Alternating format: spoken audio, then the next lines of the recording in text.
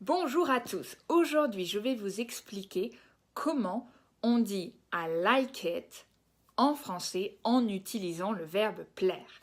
C'est parti! Le verbe plaire est très similaire au verbe manquer sur la structure grammaticale.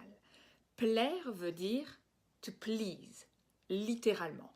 Vous le connaissez quand vous dites s'il vous plaît.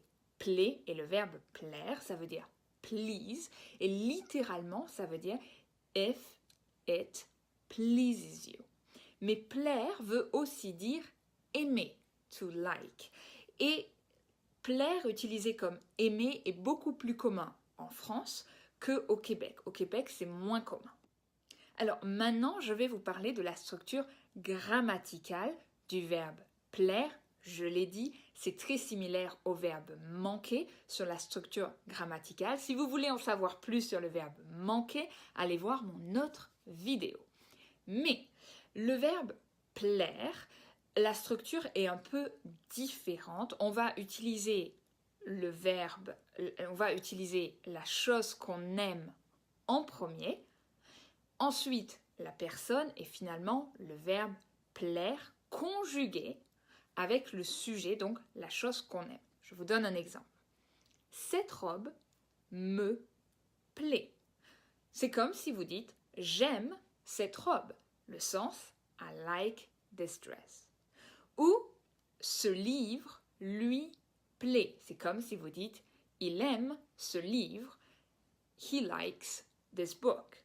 Donc, quelles sont les options que vous pouvez avoir? Vous pouvez dire cette robe me plaît, cette robe te plaît, cette robe lui plaît, cette robe nous plaît, cette robe vous plaît et cette robe leur plaît. Donc, les options sont me, te, lui, nous, vous, leur. Donc, si vous voulez dire they like this dress, vous allez dire cette robe leur plaît. Ok, donc vous voyez, la structure grammaticale ici est vraiment similaire au verbe manquer. Ce qui est vraiment commun, c'est de dire ça me plaît. I like it. On ne dit pas vraiment j'aime ça. J'aime ça est plus québécois.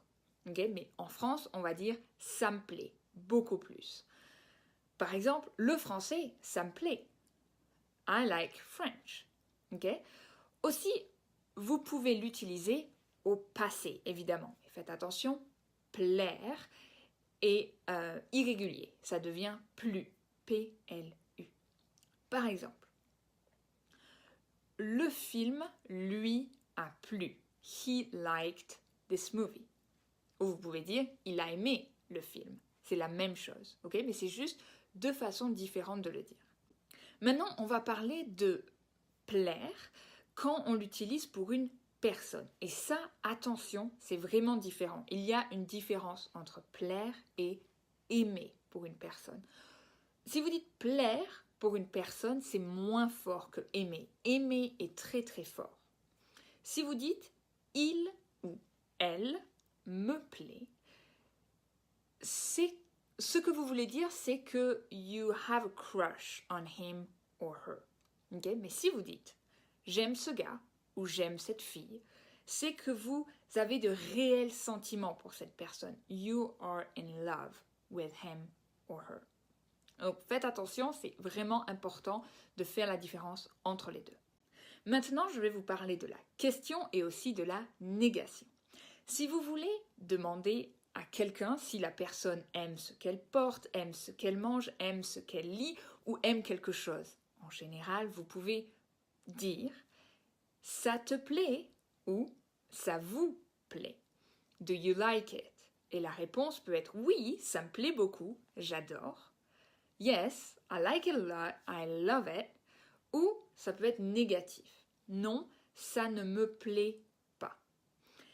Mais si vous dites « est-ce que tu aimes ça ?» ce n'est pas faux, mais c'est juste plus utilisé au Québec.